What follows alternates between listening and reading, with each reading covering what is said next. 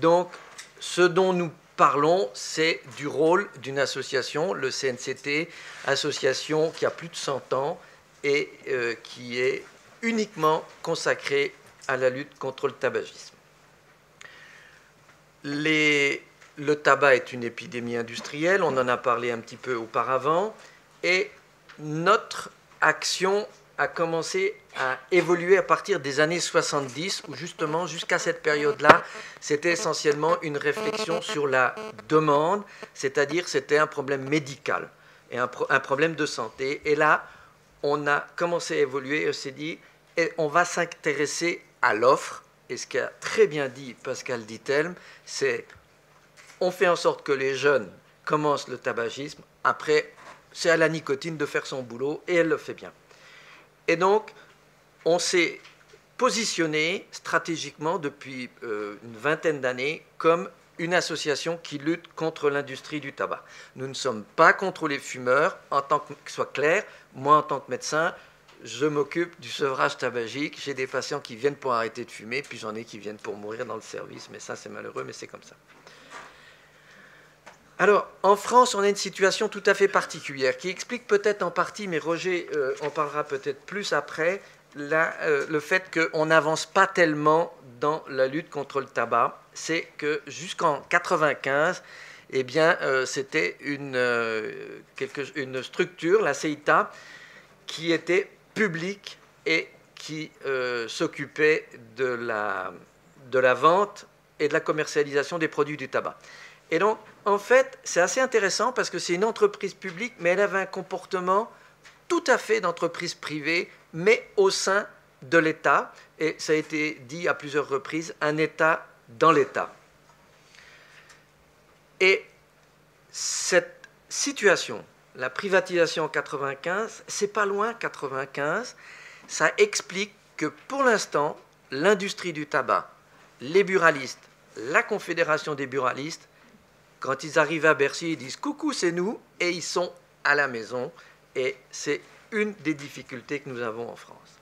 Alors, des exemples pour vous montrer que l'industrie du tabac, quand elle était CEITA et publique, se comportait comme une industrie privée. Par exemple, vous vous rappelez tous de Chevignon, marque de cigarettes, et l'idée était de sortir des vêtements, une ligne de vêtements Chevignon. Eh bien, le CNCT s'est opposé et finalement, à l'époque, c'était la discussion sur la loi Evin. La loi Evin a été votée en 1991. C'est quand même pas un hasard qu'au moment où on vote la loi Evin, janvier 1991, que mars 1991, la CEITA lance un produit dérivé, ce qu'on appelle un produit dérivé du tabac.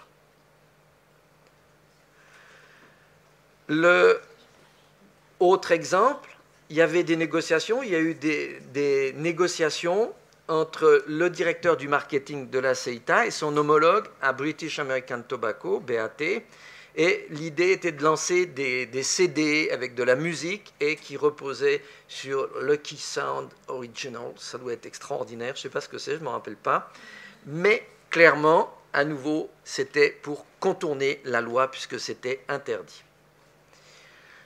Alors comment on connaît? Pascal Dittelme a bien expliqué qu'on connaît l'industrie du tabac de l'intérieur, puisqu'il y a eu cette condamnation et que leurs papiers ont été mis en ligne et qu'on a accès à leurs documents internes. Mais en France, on a fait beaucoup plus petite échelle, mais nous, au CNCT, on a réussi à avoir des accès aux documents de Reynolds, par exemple. Il y a eu une perquisition dans le cadre d'une procédure, et à ce moment-là, on s'est aperçu qu'il y avait un plan complet de la société Reynolds de fraude à la loi Evin qui était structuré, construit. Et de la même façon, on a obtenu, dans le cadre d'une procédure judiciaire, une perquisition. Pour nous, ça a été toujours fructueux. Maintenant, il faut bien se dire qu'on n'aura plus grand-chose, parce que ça passe à la broyeuse en permanence. Ils ont des stratégies maintenant d'effacement. On ne trouve plus rien, ni dans les ordinateurs, ni dans les papiers. Alors en gros, qu'est-ce qu'on a obtenu? Environ 400 condamnations de l'industrie du tabac en 30 ans, c'est quand même pas mal. Et donc on fait appliquer simplement la loi qui a pour objet de protéger et de prévenir contre le tabagisme. Et surtout, toute notre stratégie est de construire une jurisprudence. On n'est pas, contrairement à ce qui a pu être dit, on n'est pas, bien évidemment, on a des dommages et intérêts qui peuvent être parfois intéressants. Mais ce n'est pas avec ça que le CNCT vit, loin de là. Mais ce que nous cherchons, nous, c'est la jurisprudence pour aller plus loin et pour coincer de plus en plus l'industrie du tabac. Alors, pourquoi c'est difficile? C'est difficile parce qu'il y a ce qu'on appelle les tactiques dilatoires, c'est bien connu au niveau des prétoires, on utilise tous les moyens. Alors, recevabilité à agir, est-ce que le CNCT est recevable pour agir au nom d'eux? Alors, à chaque fois, il y a des juges, quand on change de juge, il y en a, ils se posent des questions, ils se font un peu du jus de cerveau, là, qui n'est pas frais. Les preuves, il faut apporter des preuves qui sont blindées, mais ça, on sait toujours monter nos dossiers, ça va bien, mais surtout le type de procédure, savoir à quel niveau, est-ce qu'on va faire en référé, est-ce qu'on va faire au pénal, est-ce qu'on va faire au civil, c'est en général au pénal bien évidemment, les personnes citées et surtout le transfert de responsabilité vers d'autres personnes, c'est-à-dire que vous achetez un paquet, vous dites le paquet, il n'est pas, je vous recommande ce petit document, hein, tout est dedans. Vous achetez un paquet de cigarettes, vous portez plainte parce que vous pensez qu'il n'est pas en accord avec la loi. Ah oui, mais seulement ce qui s'est passé, c'est que c'est plus le propriétaire, c'est un autre propriétaire. Puis le propriétaire qui était en Autriche, ben, il a revendu à un mec qui est à Malte. Puis le mec qui est à Malte, il a revendu à un mec qui est en Ukraine. Enfin, on ne s'y retrouve pas. Et à chaque fois, il faut recommencer. C'est toute une stratégie. Le mur procédural d'argent, ça a été dit, je le répète, et créer un climat d'intimidation, ça a été dit. Nous avons eu au CNCT la visite d'un huissier au mois de novembre, qui s'inquiète au titre de British American Tobacco. Alors, vous verrez, ça, je ne vais pas vous développer ça, c'est toute la procédure, à partir des papiers de l'industrie du tabac, savoir comment ils travaillent. 2-3 exemples sur le lobbying. Par exemple, vous avez en bas à droite, puisqu'on a ici, on est au Sénat, le Networking Business Club. C'est un club qui est financé par l'industrie du tabac en très grande partie. Et qu'est-ce qu'il fait? Eh bien, ce club, d'abord, il invite tous les assistants parlementaires d'une et de l'autre assemblée. Il leur paye leur inscription, qui est de l'ordre de 800 ou 900 euros par an. Il les invite à des bons repas et ils les mettent en présence de politiques qui peuvent décider, qui ont un pouvoir. Et après, eux, on sait ce qu'ils font. Eux, ils ont une stratégie, c'est-à-dire j'en reçois 100, sur les 100, je trie. Qu'il m'en reste plus que 15. Ceux-là n'ont pas l'air mauvais. Je retrie encore un petit peu, je change de tamis, et j'en ai 4 ou 5, et ceux-là, j'investis sur le long terme.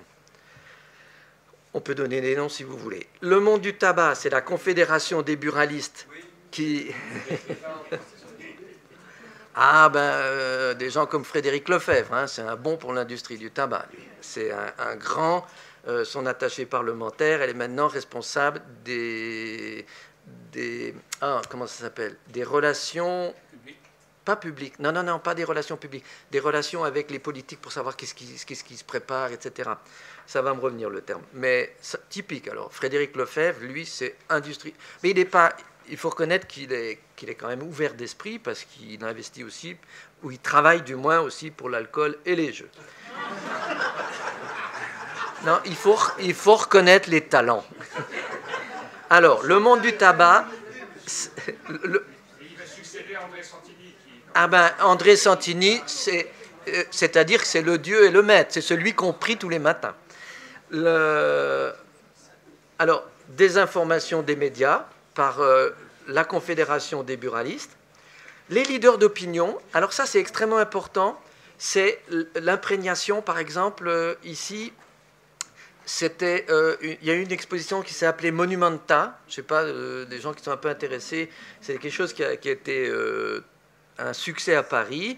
Eh bien, on voit bien que ici, notre ministre de la Culture à l'époque remercie par son nom, etc., PDG, le directeur de Japan Tobacco International France, etc.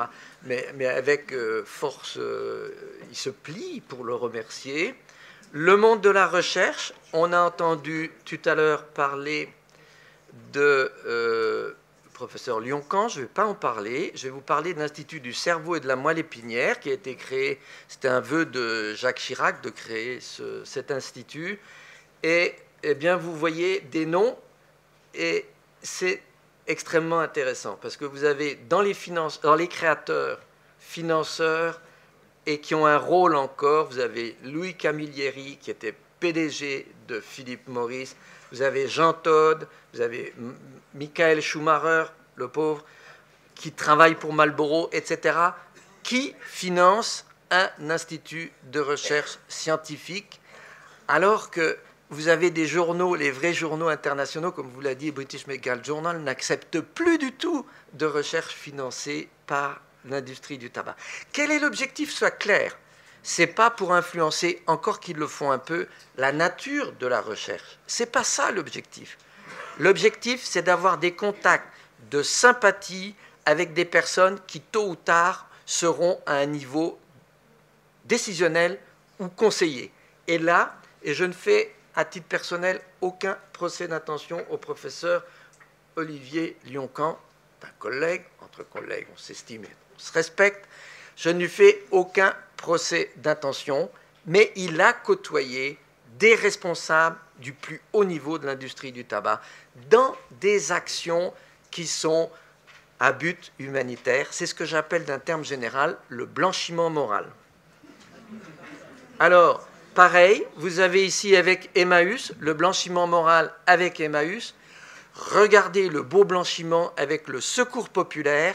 Le Secours populaire s'associe aux buralistes et essentiellement à la Confédération des buralistes, qui n'est jamais que la courroie relais de l'industrie du tabac vers la vente, pour promouvoir le Secours populaire. Et je ne fais pas de procès d'intention ni à Emmaüs ni au Secours populaire, ils ne voient que du feu, mais l'industrie du tabac, elle, c'est du blanchiment moral. Alors après, il y a des créations d'associations comme l'Union pour les droits des fumeurs adultes, tout ça c'est du pipeau. Les niveaux d'influence, je ne vais pas reprendre tout en détail. À mon avis, vous imaginez bien tous les niveaux d'influence, mais il y a un niveau qui est fondamental. Je ne vais pas faire de procès d'intention aux politiques, qu'ils soient sénateurs, députés et tutti quanti. Mais ils n'ont pas le temps de trop réfléchir et de plus en plus, on leur vend clé en main des réflexions toutes faites avec des optiques politiques et des opinions qui paraissent consensuelles, mais qui, en fait, par derrière, traduisent une attaque profonde de la société et de la démocratie. Et ça se traduit par quoi? Ça se traduit par le fait qu'il y a une espèce d'ambiance où on a tendance à répéter un peu des choses qui paraissent des lieux communs, mais en fait qui ont été infusées dans la société. Et puis quand on est paresseux, c'est encore plus simple, le texte de décret ou le texte de loi, il est écrit par l'industrie du tabac, qui le donne aux députés et qui le porte sans l'avoir lu parfois. Donc ce qu'il faut faire, c'est protéger l'État et les politiques et toute la société contre l'ingérence de l'industrie du tabac. C'est dans ce document, vous verrez les recommandations de la Convention cadre. On sait ce qu'il faut faire. Et il y a des pays qui le font, et ce ne sont pas forcément des pays européens, ce sont parfois des pays de ce qu'on appelle le tiers-monde, ou le monde qui sont souvent plus en avance parce qu'ils ont mieux compris que nous. Voilà, donc il y a des grands principes, ça vous regarderez, parce que je pense que j'étais peut-être un peu long, la Convention cadre, vous irez voir. Et l'idée, c'est de dire, on n'interdit pas à Bercy de discuter avec l'industrie du tabac. Il faut bien que tôt ou tard, Bercy discute avec l'industrie du tabac. Mais ce qu'on veut savoir, c'est quand ils se voient, combien de fois, combien de temps ça dure, qu'est-ce qui a été dit, quel était l'ordre du jour, quelles ont été les conclusions, qui était là, etc. Oui, j'ai fini. Ah, bon, juste une petite incise. Cet article 5.3 5.3 5.3 de cette convention cadre précise que normalement les États ne peuvent, enfin en tout cas les autorités sanitaires, les ministères de la Santé ne doivent plus recevoir par exemple le lobby des buralistes. Le lobby des buralistes n'a rien à faire au ministère de la Santé, enfin, à moins qu'ils aient une compétence en santé. Ah oui, mais c'est la novlangue. Ça, c'est même du temps des nazis. Ça s'appelait. L'auteur va me revenir. C'est après la guerre. Il a écrit justement sur comment on fait tourner les mots. C'est le spin, ça. Voilà. Lingua. C'était en latin le titre. C'est ça que je cherche. Voilà. Et c'est un grand bouquin. Et les buralistes. Vous allez sur la Confédération buraliste, ce sont des acteurs de santé publique. Vous êtes des minables, vous, ici. Les acteurs de santé publique, c'est chez les buralistes qu'il faut les chercher. C'est marqué dessus.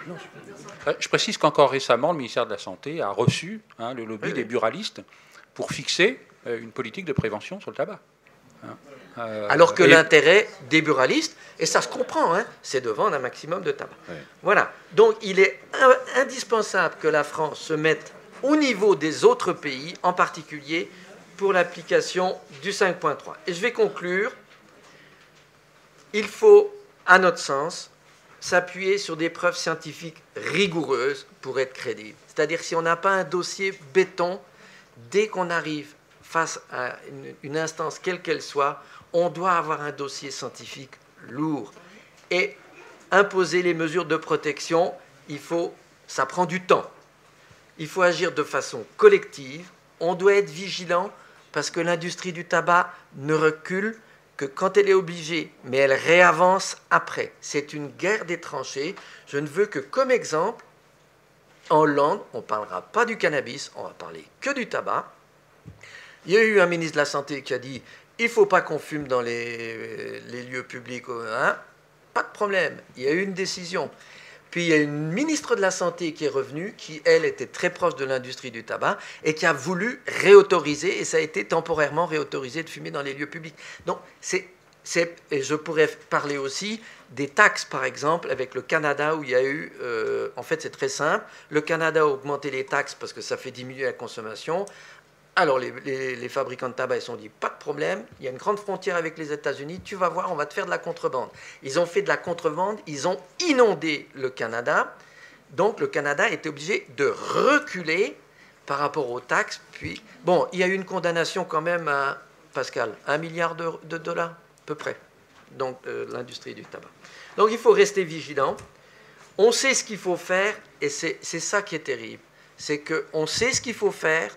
D'autres l'ont fait, mais nous en France, on ne fait pas. Pourquoi ? Un des motifs, à mon sens, c'est le fait que ça a été longtemps un monopole d'État et que finalement, la culture monopole d'État, CETA, eh bien, c'est encore la culture qui persiste à Bercy. Je vous remercie. Merci beaucoup de votre intervention.